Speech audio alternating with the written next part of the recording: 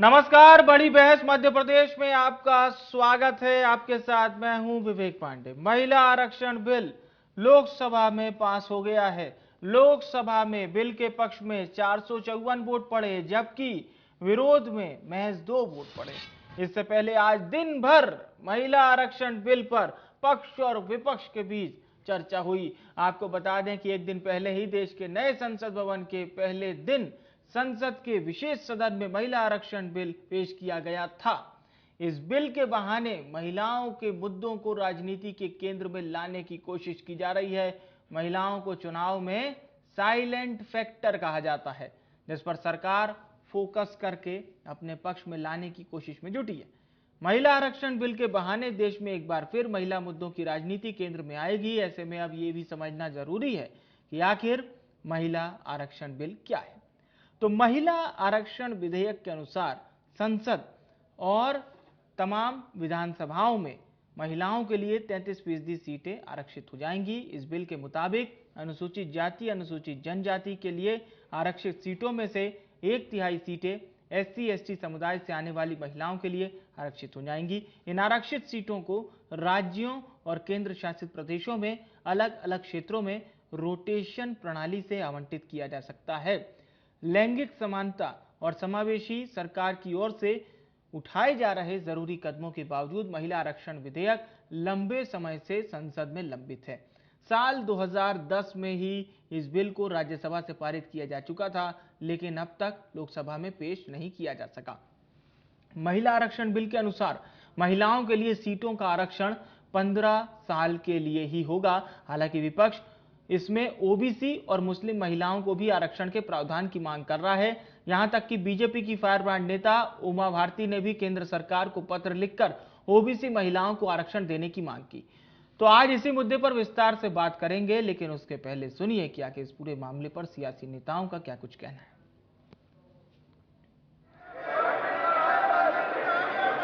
तो मेरा सरकार को एक सुझाव है, सबसे पहले ये जो महिला का बिल है इसको आप पास कीजिए, आज पास कीजिए, ये जो आपके लागू कीजिए, और ये जो डिलिमिटेशन है जो आपने बोला है, और ये जो सेंसस है इसकी कोई जरूरत नहीं है। 33% आप महिलाओं को सीधा दे दीजिए। मैंने उनको आज चिट्ठी लिखी, प्रधानमंत्री कार्यालय से पुष्टि हो गई कि प्रधानमंत्री जी तक चिट्ठी पहुंच गई। तो मुझे यकीन रहा कि ओबीसी का प्रोविजन उसमें है, लेकिन मैंने प्रधानमंत्री कार्यालय को यह भी बताया था कि अगर इसमें ओबीसी का प्रोविजन नहीं होगा तो मैं इसको सार्वजनिक तौर पर इस बात को कहूंगी। इसलिए मैं इंतजार कर रही थी कि शायद कुछ प्रोविजन की बात इसमें हो। अब नहीं है तो मैं इस बात को कह रही हूँ, और मैं ये बात इसलिए कह रही हूँ क्योंकि पंचायती राज व्यवस्था में और स्थानीय निकायों के जो चुनाव होते हैं उसमें ओबीसी महिलाओं के लिए विशेष प्रोविजन है। तो जब ये एक विशेष आरक्षण हो रहा है, एक विशेष व्यवस्था हो रही है महिलाओं के लिए, तो उसमें ये प्रोविजन हो सकता है। अब इसमें ओबीसी महिलाएं पीछे छूट जाएंगी, उनका हक छीनना ठीक नहीं। प्रधानमंत्री स्वयं पिछड़े वर्गों से आते हैं। मध्य प्रदेश में भी मैं शिवराज जी को अब कहने ही वाली हूँ, तो ठीक है, दिल्ली में जो हो गया इसके खिलाफ अभी बात चलेगी, अभी अभियान चलेगा अभी आज से। माननीय अध्यक्ष जी, इसके साथ महिलाओं के अधिकार की एक लंबी लड़ाई का अंत हो जाएगा, और जिसकी कल्पना इस G20 की बैठक में सम्माननीय नरेंद्र भाई ने समग्र विश्व के सामने रखी, वुमन लेड डेवलपमेंट, उसके नए युग के श्री गणेश इसी बिल से होने जा रहे हैं। क्योंकि अब इस देश की माता, इस देश की मातृशक्ति, इस देश की बेटी न केवल नीतियों के अंदर अपना हिस्सा पाएगी, नीति निर्धारण करने में भी अपने पद को सुरक्षित कर पाएगी। तो क्या वाकई में यह बिल इतना ऐतिहासिक है और ये देश की महिलाओं के लिए एक टर्निंग पॉइंट साबित होगा? चर्चा शुरू करते हैं। दो खास मेहमान हमारे साथ चर्चा में जुड़े हैं। मंजरी जैन जी हैं, प्रवक्ता भारतीय जनता पार्टी की, और अपराजिता पांडे जी हैं, प्रवक्ता कांग्रेस पार्टी की। आप दोनों मेहमानों का बहुत स्वागत है। मैं चर्चा की शुरुआत मंजरी जी आपसे शुरू करना चाहूंगा।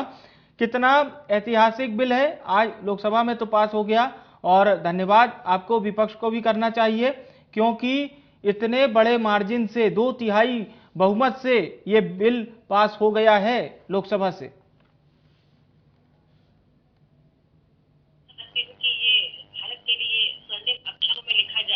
हाँ। कि जैसे ही हमारे नए संसद भवन का जो उद्घाटन हुआ और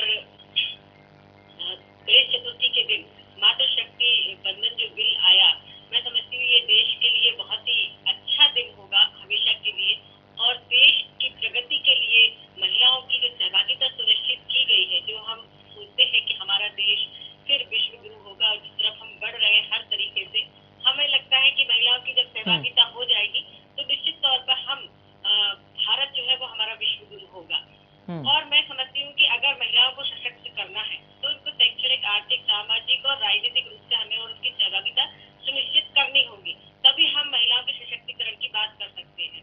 हम देखते हैं कि पहले भी दशकों इस देश में सरकारें रही, लेकिन भारतीय जनता पार्टी की सरकार जब तक इस देश में आई है, और मैं समझती हूँ 2014 के बाद से जो महिला सशक्तिकरण के लिए कार्य हुए, मैं समझती हूँ कि पहले कभी नहीं हुए, और ये एक बहुत ही अच्छा कदम है जो माननीय प्रधानमंत्री जी को और जिन लोगों ने इस विधेयक को समर्थन दिया है, मैं सभी के लिए हृदय से धन्यवाद ज्ञापित करती हूँ।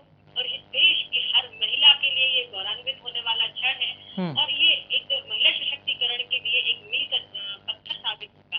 पहले भी जो सरकार ने काम किए 2014 के बाद से महिलाओं के सशक्तिकरण के लिए, वो भी आज बहुत बड़े स्तर पर हुए हैं और महिलाएं सशक्त हुई है, लेकिन कहीं न कहीं राजनीतिक रूप से हम पिछड़ रहे थे, तो आज उस क्षेत्र में भी हमने अपनी जो एक भूमिका होने की, अपनी उपस्थिति दर्ज कराने की, वो आज हमारे लिए बहुत ही गौरवान्वित होने वाला क्षण है। जी ठीक है, गौरवान्वित होने वाला क्षण बता रही हैं आप। अपराजिता जी, क्या कहेंगे?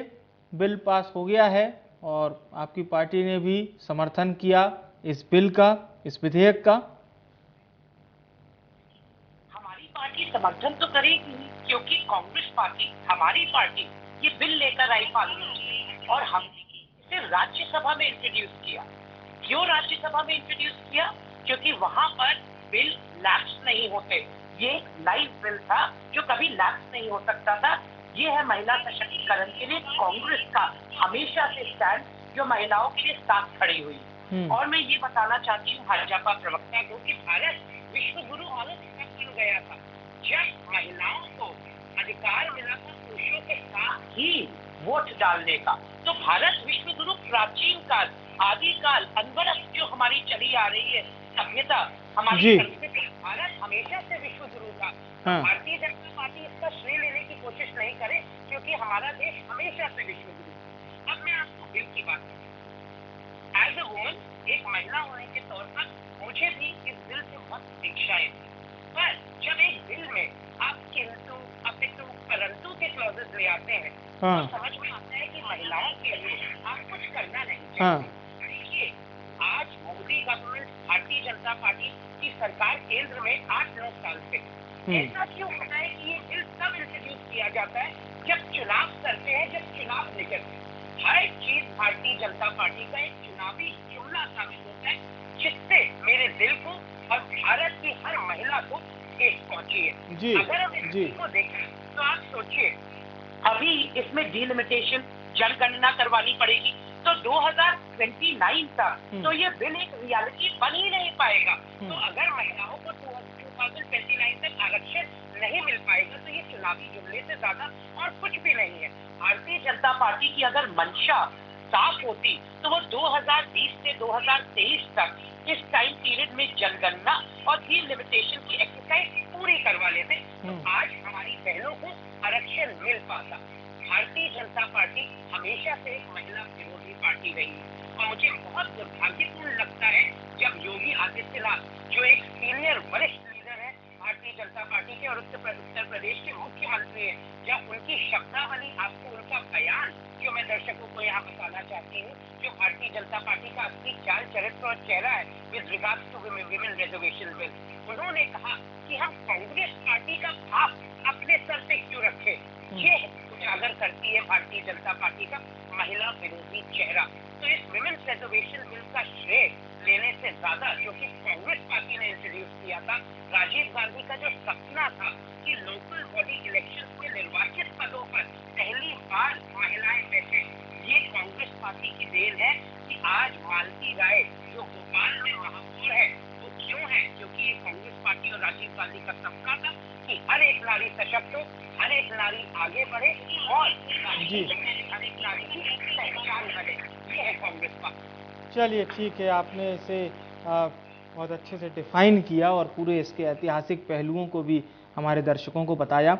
एक बार फिर से हम मंजरी जी का रुख करते हैं। मंजरी जी, अपराजिता जी की आवाज नहीं आई है, मैं बार बार आपसे बोल रही हूँ, अब उन्होंने क्या बोला है मुझे आप रिपीट करके बताइए, तभी मैं इसका जवाब दे पाऊंगी। जी जी जी, बिल्कुल, इसको हम अभी ठीक करवा लेते हैं ताकि अपराजिता जी की आवाज भी आप तक साफ तौर पर पहुंचे।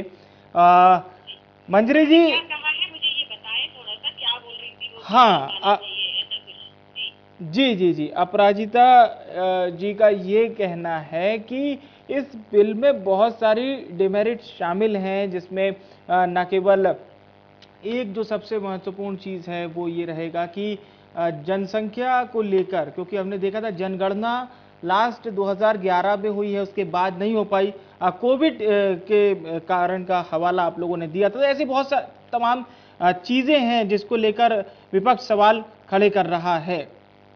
और सबसे मेन बात यह कि इस बिल को लागू कब से करेंगे, यानी कि क्या 2024 में बेनिफिट इसका मिलेगा या फिर हमें फिर 5 साल बाद इंतजार करना पड़ेगा 29 तक? देखिए, मैं आपको ये बताना चाहती हूँ कि भारतीय जनता पार्टी की सरकार ने हमेशा महिलाओं के पक्ष में काम किया है। अब रही बात कांग्रेस की, जो ये इल्जाम लगा रहे हैं, तो इनकी जो मंशा है वो ये पहले भी रही है। इन्होंने जो है, अगर इनकी मंशा होती तो पहले ही ये महिला बिल पास हो गया होता और ये कानून बन गया होता। इनकी मंशा ही नहीं है। 2010 में भी यदि ये बिल आया था, ये इनके नहीं, बीच में नहीं बोलेंगे अपराजिता जी, आप पूरा बोल चुकी है ना।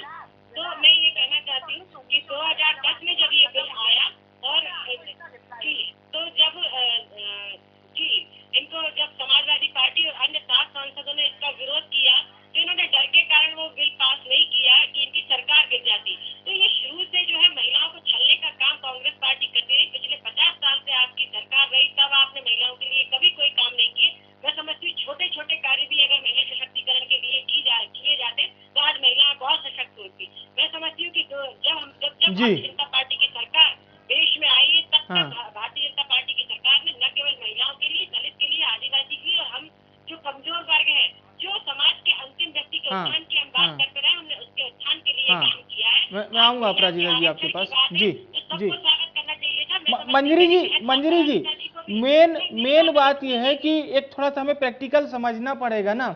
जैसे डिम्पल यादव हैं, डिम्पल यादव ने ये कहा था, सपा सांसद हैं वो, उन्होंने ये कहा था मैडम कि ओबीसी के लिए कुछ प्रावधान इसमें पहले से देना चाहिए था, फिर किसी ने अल्पसंख्यक वर्ग के लिए कहा है। तो ये पूरा आपको कंडीशनली समझाना तो पड़ेगा ना। जी, मैं आपकी बात समझ गई। कोटे के अंदर कोटा चाहते हैं ये लोग, लेकिन मैं आपको ये बताना चाहती हूँ कि सबसे अच्छा, पहले मतलब आर्टिकल जी बोलिए 243D और D पढ़ना चाहिए। दूसरी बात मैं ये कहना चाहती हूँ कि लोकसभा के आज तक के चुनाव होते रहे, क्योंकि ये देश संविधान से चलता है।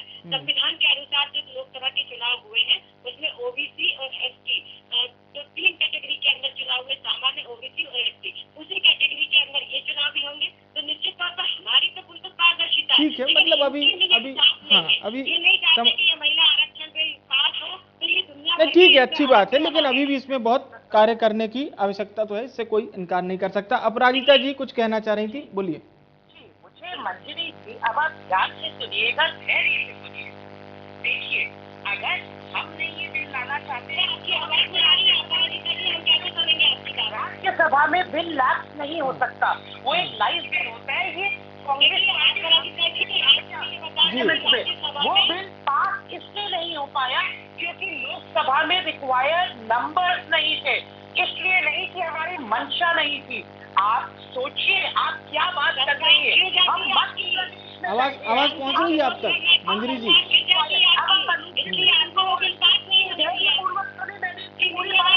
बीच में नहीं बोले, इस प्रकार से डिबेट नहीं होता।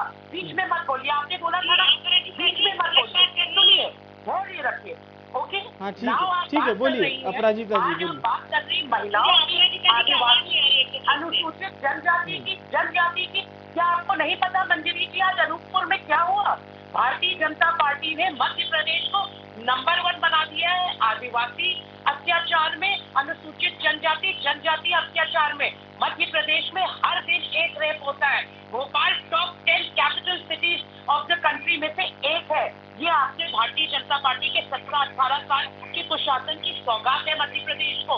अनूपपुर में भारतीय जनता पार्टी के नेता एक आदिवासी को अपनी चप्पल के उसके सर पर पीट रहे, सभी आदिवासी भाई लाश साइड में निकट पड़ी हुई है। और आप बात करती आदिवासियों की, आप बात करती आदिवासी हितैषी होने की। मध्य प्रदेश गवाह है और भारत देश गवाह है कि अगर पिछड़े वर्ग के साथ कोई खड़ा हुआ है, महिलाओं के साथ कोई खड़ा हुआ है, अनुसूचित जनजाति आदिवासी के साथ कोई खड़ा हुआ है, तो वो हमेशा से कांग्रेस पार्टी खड़ी हुई है। आज तक 8-9 साल में विमेन्स रिजर्वेशन बिल पास क्यों नहीं करवा पाए? आपकी तो लोकसभा में मेजोरिटी थी। हर चीज तब क्यों होती है जब चुनाव निकट होते हैं। इसका मैं आपको एक उदाहरण देती हूँ बहुत अच्छा। जब शिवराज सिंह चौहान की मामा तकलीफ में आए तब सिलेंडर की प्राइसेस घटा दी, बट जब कोरोना काल में हमारी बहनें तकलीफ में थी तब सिलेंडर गैस प्राइसेस नहीं घटाई गई। भारतीय जनता पार्टी सिर्फ चुनावी जुमले सीखना चाहती है, क्योंकि इतिहास पढ़ के देख लीजिए कि आज तक ये वो लोग हैं जो ब्रिटिश हुकूमत को माफी नामे पर स्वीकार करते थे। इमरान जी पर भी बोलिए और राजस्थान पर भी बोलिए, जिसमें पिछड़े वर्ग को भी सेम सम्मान अधिकार दिया जाए। ये गोलवलकर जी का कहना है। भारतीय जनता पार्टी हमेशा से एक महिला विरोधी पार्टी रही। बिल्किस बानो केस उठा के देख लीजिए। इन लोगों ये लोग वो पार्टी के लोग हैं जिन्होंने आरोपियों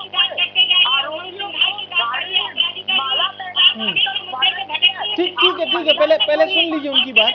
मंजरी जी उनकी बात सुन लीजिए, फिर आप अपनी बात रखिएगा। ठीक है मंजरी जी, अभी समय पर्याप्त है। आपको भी समय मिलेगा। देखिए बहुत महत्वपूर्ण विषय है, 1 to 1 चर्चा हो, बड़ा अच्छा लग रहा है, अच्छे से चर्चा हो जाए। ठीक है, मैं आऊंगा आपके पास। अपराजिता जी अपनी बात पूरी कीजिए।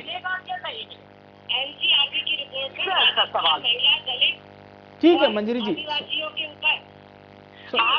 सुन लेते हैं। प्लीज चर्चा चलती रहे, तहजीब से चर्चा चलती रहे। नंबर 1 प्रदेश है। पहले उनकी बात तो सुन लीजिए। आप लोग इस तरह से बहस करेंगी तो कैसे चलेगा।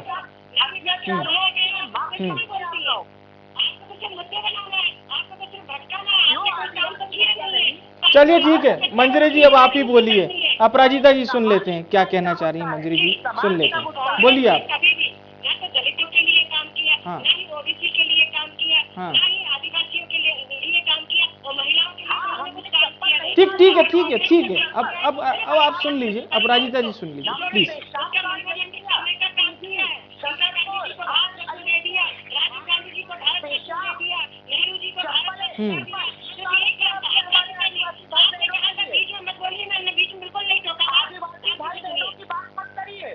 ये मानवता को क्षमता करने वाली घटनाएं हैं।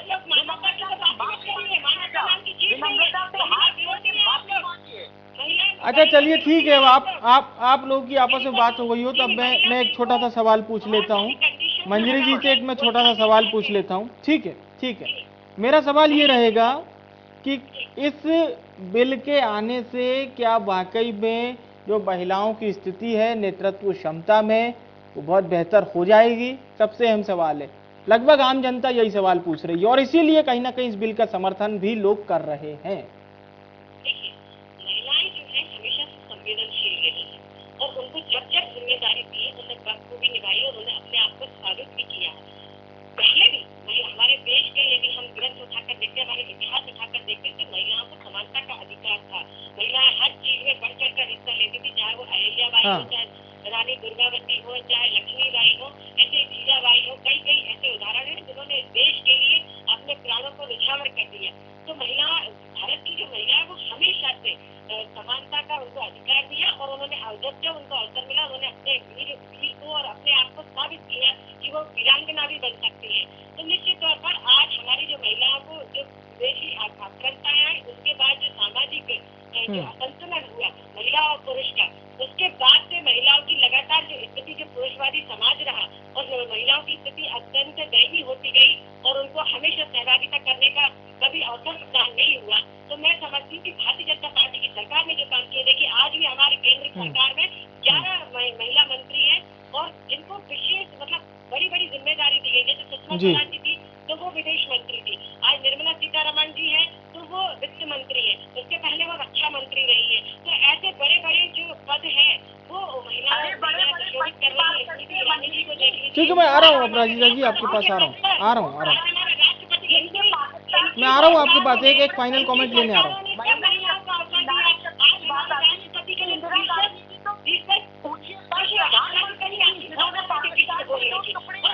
जी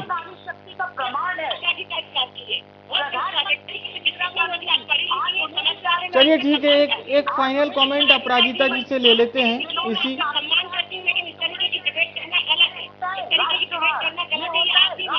हाँ चलिए एक फाइनल कमेंट ले लेते हैं, आपसी चर्चा ज्यादा हो गई आज के बहस में। मुझे बोलने नहीं चाहिए, आप बीच में बोल रही हैं, ये हाँ। बिल्कुल गलत है, अनुशासनहीनता है। आप बोलेंगे तो फिर मैं बीच में बोलूंगी तो क्या होगा, आप ये बताइए। आप आगे बढ़िए, अगर मैं आपके बीच में बोलती रहूंगी तो फिर आप बोलने। चलिए ठीक है, आज आप लोग आपसी चर्चा में ज्यादा व्यस्त हैं। मैं बहुत बहुत धन्यवाद करना चाहूंगा मंजरी जी, अपराजिता जी, आप दोनों मेहमानों का हमारे साथ चर्चा में जुड़ने के लिए शुक्रिया, धन्यवाद आपका। तो 33% आरक्षण बिल और किसके लिए? महिलाओं के लिए, महिला नेतृत्व क्षमता को बढ़ाने के लिए यह ऐतिहासिक बिल लोकसभा से पास हो गया है और अब ये संसद के उच्च सदन यानी कि राज्यसभा में कल पेश किया जाएगा। क्या ये मोदी सरकार की एक कूटनीतिक जीत है या फिर कांग्रेस पार्टी भी श्रेय ले रही है? श्रेय इस बात का कि सबसे पहले इसकी शुरुआत कांग्रेस पार्टी ने की, पर क्या ये उत्साहित होना अच्छा नहीं होता एक बेहतर दिशा में पहुंचने के लिए? न केवल इस बिल को बल्कि महिलाओं के अग्रसर होने वाले उनके करियर को भी सिर्फ नेतृत्व क्षमता से जोड़कर नहीं बल्कि अलग अलग तरीकों से, और महिलाओं की जो पूरी एक रेस होती है उस जगह भी इसको कहीं ना कहीं जोड़ा जाना चाहिए था। हालांकि ये थोड़ा सा दूर नजर आता है, इससे इनकार अभी तो नहीं किया जा सकता, लेकिन अच्छी बात है, देर आए दुरुस्त आए। फिलहाल के लिए बड़ी बहस में इतना ही। मुझे आने विवेक को दीजिए इजाजत, नमस्कार।